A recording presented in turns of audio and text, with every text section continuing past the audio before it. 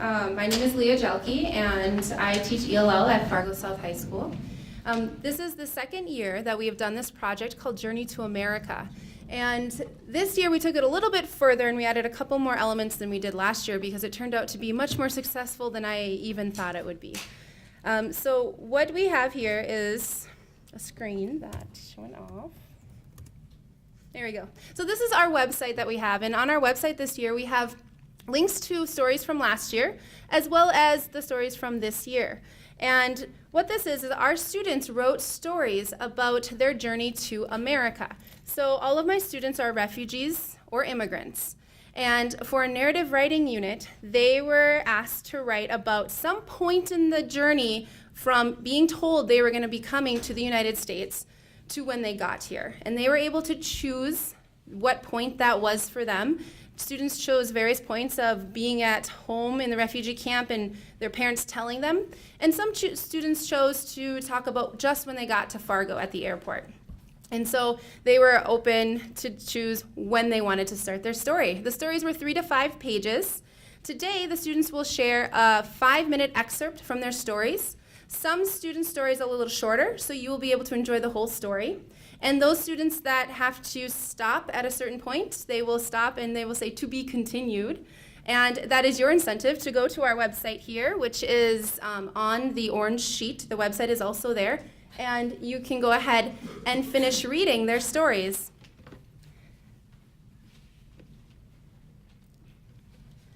So I just want to talk a little bit about how we started this project this year. So this year I wrote for the Eleanor Lang Law Grant, and that grant enabled me to bring Lost Boy and Sudanese refugee John Bool Dow to the Fargo South, and he spoke to the whole student body. And after he did that, he came to my students, and he worked with them in a small group and talked about his journey. He kind of put them at ease about how to write. He's an author, and he's also a CEO of his own foundation. So to see somebody like that for them was really amazing. And his message is about inspiration, and of course he's accomplished. So to see where he came from to where he is now was just a great thing for our students. So that was the kickoff to our narrative stories. So after the narrative stories kickoff, we invited many community members into our school, and Kevin Brooks's class, many of you guys are here today, as well as the Refugee Consortium, and students from MSUM came into our classroom during the day and worked with the students almost one-on-one at times on the technical writing part for 8 weeks. And this part was amazing. I saw a huge difference between last year and this year with the writing, just the students being able to get that help. So it was wonderful to have that piece in there. After that, the students published their stories on something called Flip Snacks, which is an ebook, free ebook server. So they learned how to publish their stories and make a cover. And then from there, we published them in a hard copy. And these hard copies each student received. I didn't have enough grant money to put them out to the public, but hopefully that could be something in the future we're able to do. Teachers, students, and administrators were offered a copy as well, so that was nice for this year. And then today we are presenting. That we were on KFGO, which is amazing for Masha. She was one of our students invited us there, and she was able to talk about her story on KFGO, as well as one of our students is going to be published in the Fargo Monthly for February. It's that magazine that you grab when you walk into one of the grocery stores. And so please be looking for that in February when it comes out. He has a whole, I believe, 2 to 3 page spread with the story that he will present today. So with that, I am going to introduce each student. And for myself, I just wanted to show you a real quick link here. I really have to give the kids credit for the online books they created. So I did want to show you a quick look at that. So on our website, if you click on the link of the name, the students created the cover. And if you click it, it makes it bigger, as well as clicking makes a neat swooshing sound as well when you turn the page. And that is the ebook. Just a wonderful thing for the students to have if you weren't able to get a hard copy, and for the community to have. With that, I'm going to introduce our first student. To do that, I will be reading their About the Author page, which you will also be finding in the book, and you'll see a picture of them. Okay, let's start with our first one. Nakafu Kahasha was born in Congo and grew up in Tanzania. She came to the U.S. on April 12, 2010, with her 2 brothers, sister-in-law, and her twin nieces. She is 16 years old and she is a sophomore at Fargo South High School. She speaks 4 languages, Swahili, Kirundi, Kinyarwanda, and English. Nakafu has been learning English for 4 years. She likes to play soccer, volleyball, and to dance. Her favorite subjects are math and history. She wants to be a nurse, lawyer, or a flight attendant when she finishes college. And with that, I'll welcome Nakafu.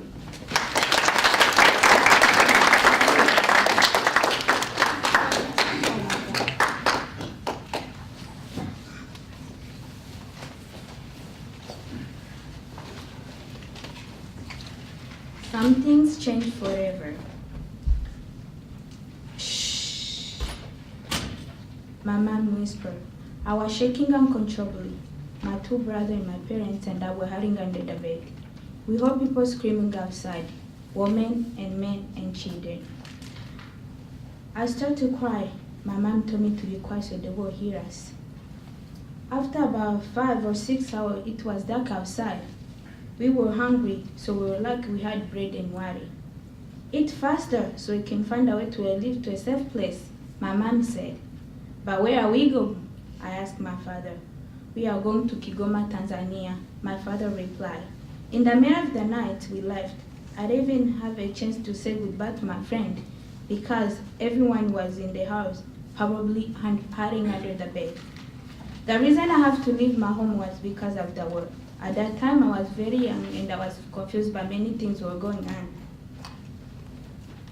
The people from Rwanda and Congo were fighting because people in Congo do not want people in Rwanda to take their properties. So the soldiers from Rwanda will knock on the door of Congolese people.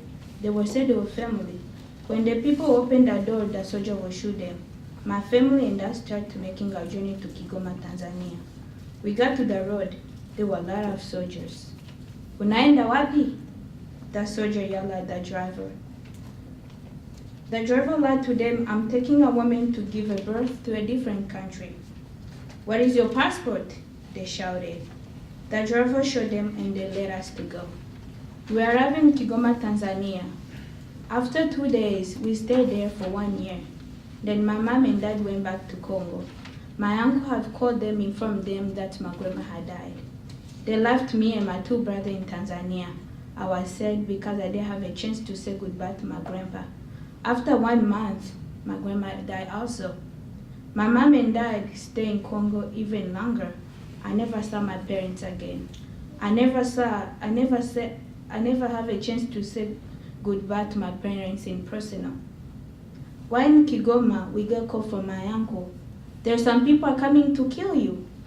My uncle yelled into the phone. It has been 6 months since my parents left. My brother and I knew we had to leave to Kanemba. We went to the refugee camp in Kanemba. When we arrived there, we saw so many people in the camp. There were many children. That day, boy and girl were placed in different places. They got blanket and food.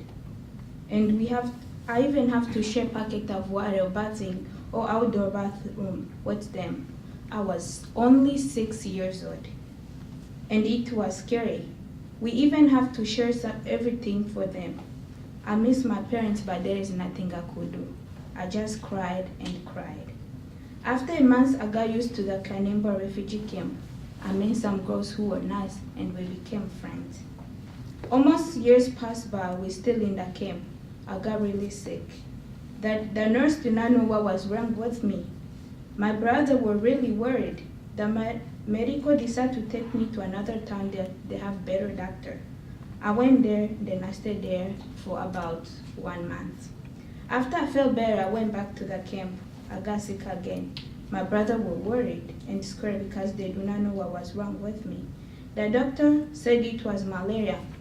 My whole refugee life was spent sick in the hospital.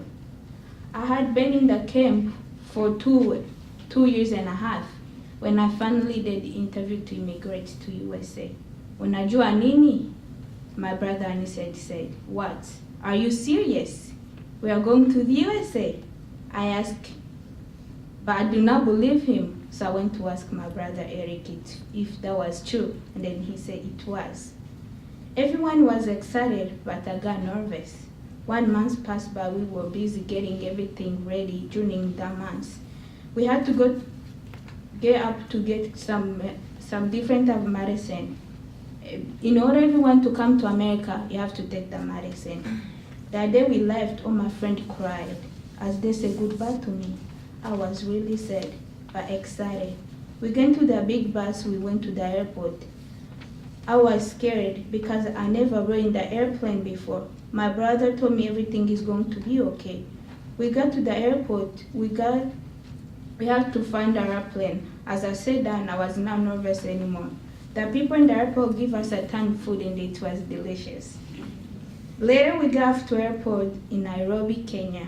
There was a hotel there and we stayed there overnight. We left another plane in the morning and it was bigger than the last one. We flew to Kenya, France, and Chicago, and finally to Fargo. I do not know how many planes we took, but it seemed a lot. The last plane we took, it landed to Fargo. I got off, I was really scared because it was cold outside. Everything was white. What is this? I asked my brother. My brother, before he could reply me, there were men standing by us with a big scarf, boots, and coats. "My name is Chris," one of the men pointed out himself. "Put those on," and handing us a winter clothes. "Thank you," we said. We put them off and we felt warm. "What is cold on the ground?" I asked Chris. "This is cold snow," he replied. "Mungu wangu, kweli hii ni baridi." I said in disbelief how something could be cold outside like this. We got to the car and he took us to a new place. He was talking, but we do not understand him. When he smiled, we had to smile back. At that land looked amazing, but nothing like home in Africa. We were in the car dressed up in the big boots and coat. We were still cold. We stopped and got out from the car. We went to the hotel, to the tall building. Chris told us that we were going to say, "Wow, this is a beautiful house." I said in surprised look at my face and smiled thinking about our new place and the new wonderful home. But deep down, I still felt sad because I knew my parents would never be able to share this love with us. Thank you.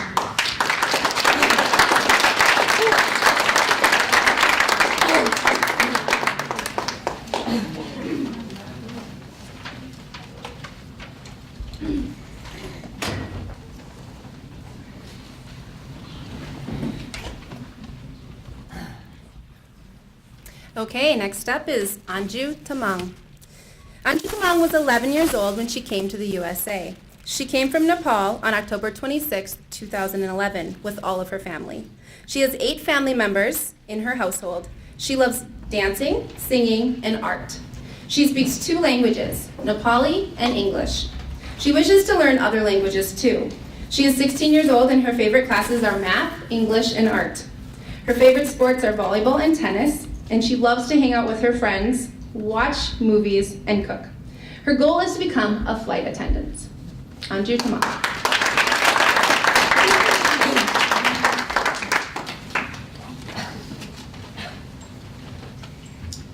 New home, new life. Seriously? Not again, I said to my sister. Why does he always do this? This is not the only time he has run away from our home. Where did Mom go? My sister sadly asked. I don't know, but I do know that she doesn't want to go to the United States. So keep leaving, I said. My mom hated America, and she thought it was a bad place. She thought American people took refugees and killed them for their money. I thought that was ridiculous. She foolishly listened to other crazy people. After a month, my sister and brother talked to my mom again. America is a really beautiful place for us to live. It won't be like Nepal. It will be good for our education too, my brother said. Even our auntie and uncle are saying it was really good for us to live there. Anna, please say yes, my sister said. It was really hard day for us. We tried our best to change our mom's mind about going to America, but I don't think it worked.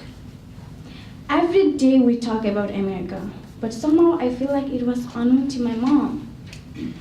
At the same time, I feel like she became more interested in the USA, but she didn't show it. That kind of behavior feels bad. Then we decide not to talk about America. A few days later, my mom said, I need all of you guys at the Red and the White House by the 6 o'clock, because what I have to say is really important. I thought myself, what kind of conversation is going to be? Is she angry with us because we always talk about America? But we didn't talk about USA for a week. I was dying to know what she wants to talk about us. That thought just keep running through my mind. I wanted desperately to think about something else, but it wasn't working. We all gather in the house and sit on the floor. In Nepal, we often sit on the ground in the dirt, unlike in America. Mom walked over to our side and faced to us and sit on the ground. Okay, she said. This might shock you guys. Why? I said. This made me more frustrated and nervous. This is because of me? Is this because of me? A week ago, I took money from her purse without telling her. So I thought this meeting was because of me. I thought a lot about it and made this decision, my mom said. What she said was really shocked all of us. तपाईं ठीक हुनुहुन्छ आमा? We said. I'm fine. I thought about it very carefully, so I'm ready to go to America, she said. Wow, that's it! I screamed and continued. It was really awesome that we're finally going to America. But I was also sad to leave my childhood friends behind. At the same time, I had both a happy and a sad feeling. After a long month, our process began. I was walking to our white and blue school with my friends, and one of them said, Are you really leaving us? Yes, I sadly said. We will miss you, Anju. Call us when you get there. Nabali gana hai, my friend said to me. Okay, I will never forget my friends, I said. The process was going so fast. Everything was done with 5 to 6 months. It was Thursday when my sister brought a piece of white paper to me that had the date of our flight to the USA. My mom and other people were crying in our house. It was time to go. And all people were at the bus stop to say goodbye to us. We all cried a lot as the bus started to leave, and we all said our goodbye with the tears. As I rode to the airport, a lot of questions ran through my mind. Would I ever see my family and friends? I felt sick on the bus because it was so stuffy and so many people were crying loudly. I had no idea what my life would be like after that day. And all I could do was hope and pray that my family made the right decision. Thank you.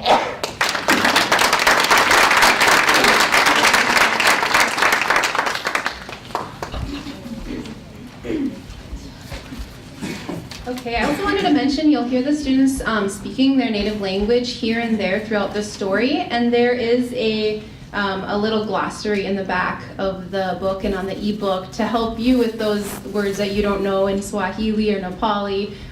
We just thought we would add that in. The kids really enjoyed putting some of their native language in the books.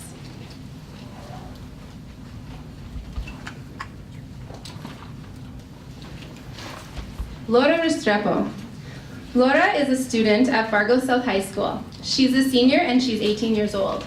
She's from Colombia, South America. She came to America on April 17, 2013. Her favorite classes are English and Algebra 2. She speaks 2 languages, Spanish, and English. She enjoys listening to music in her free time, and she wants to be a microbiologist in the future. Laura.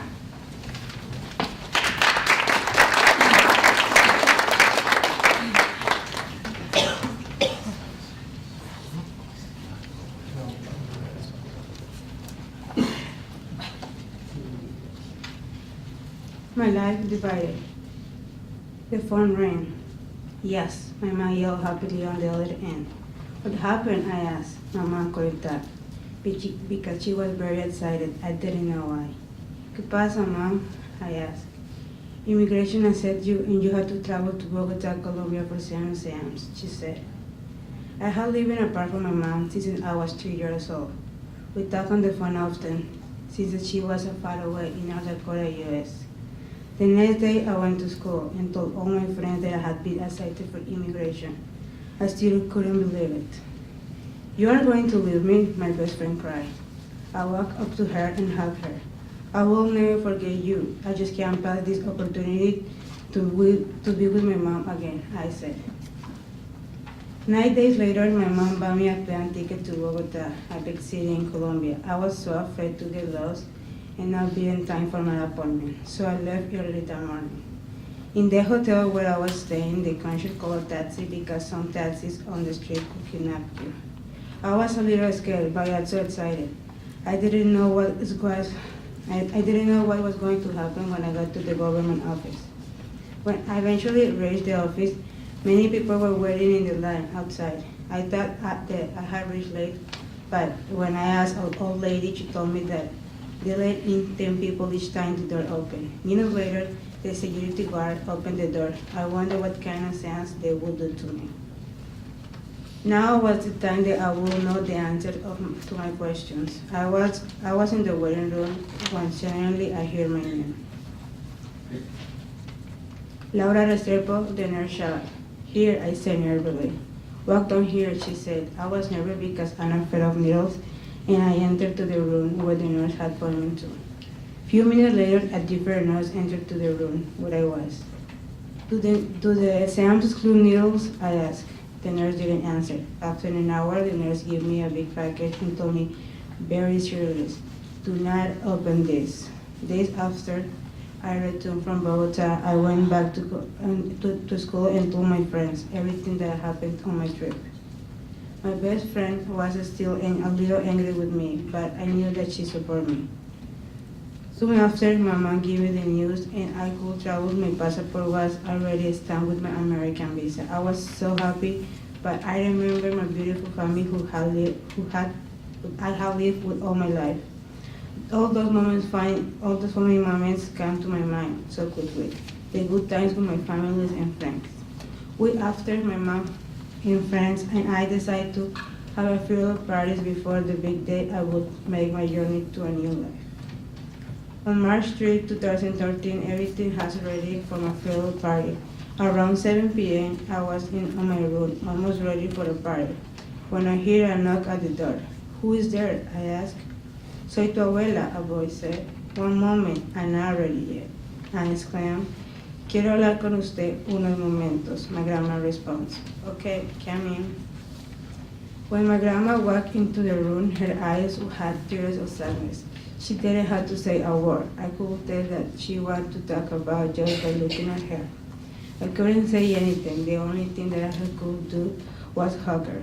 The next day, my grandma and I went to my school and had decided we'd drive from school because the course had just begun. I would be leaving soon. My grandma had the idea to visit outside the city.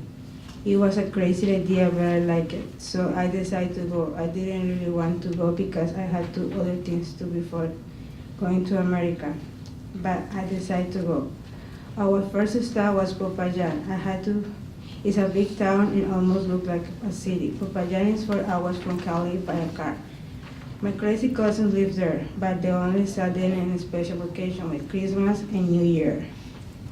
Then we went through the different small town, as nervously. Our last stop place was a place that I have never gone. It was the family farm in the old high hills of Colombia. The state was a little dirty. No one had been there for a while because the terrorists inhabited part of Colombia. It was great to see this part of my family history because I always hear my family talking about it. No one told me what was going to happen or why I had never been there before. My grandma told me that terrorists killed one of my uncles, so they were afraid that the terrorists would do the same to me. To be continued.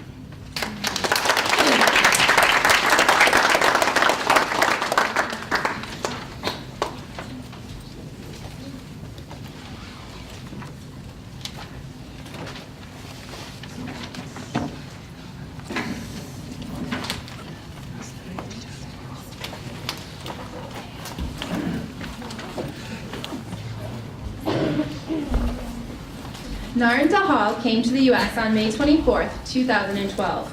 He has 6 family members in his household. He speaks 3 languages, Nepali, English, and Hindi. His favorite sport is soccer, and his favorite subjects are math and science. He is 18 years old. He has been learning English for almost 4 years. Someday he wants to become a great soccer player. Naran.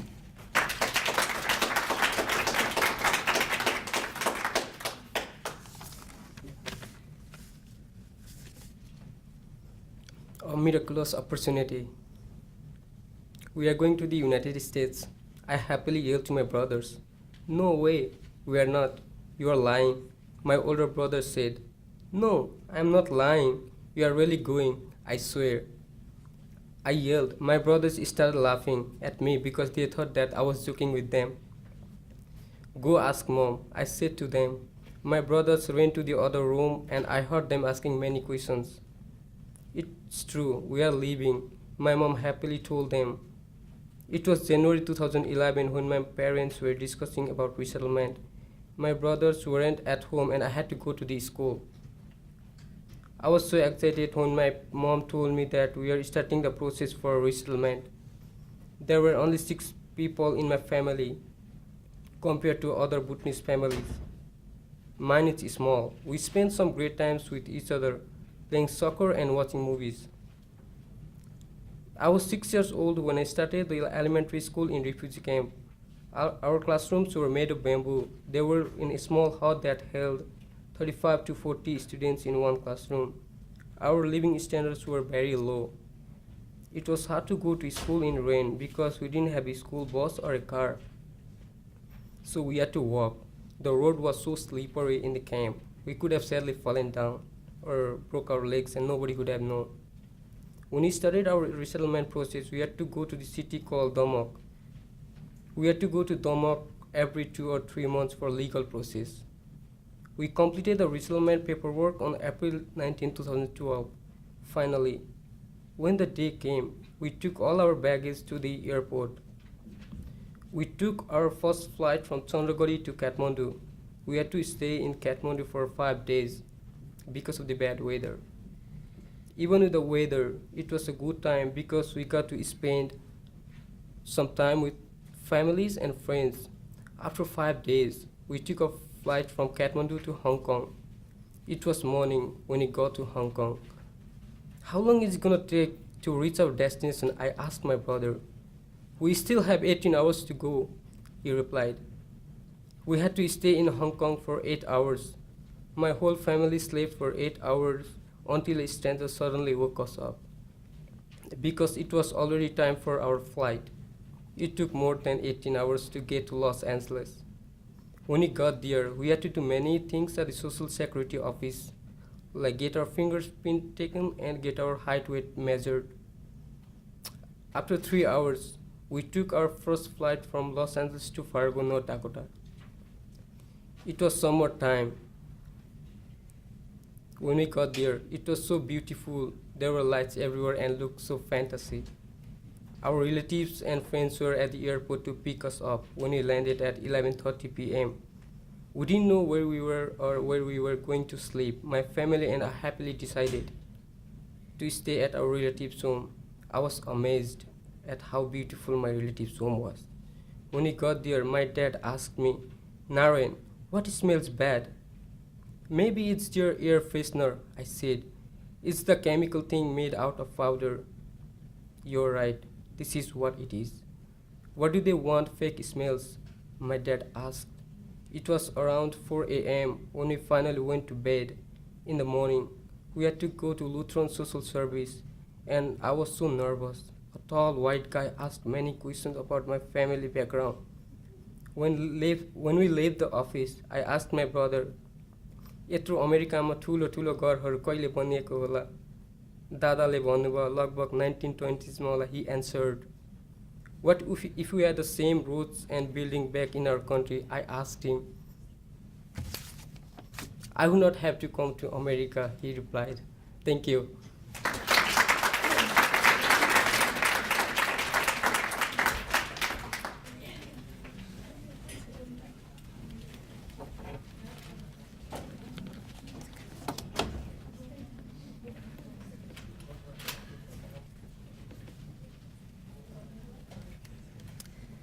Romeo Magar came to the U.S. on October 21st, 2014. He came with his parents from Nepal. He is 15 years old. He speaks 2 languages, Nepali and English. His favorite classes are math and science. His favorite sport is soccer, and he wants to become a doctor in the future. Romeo.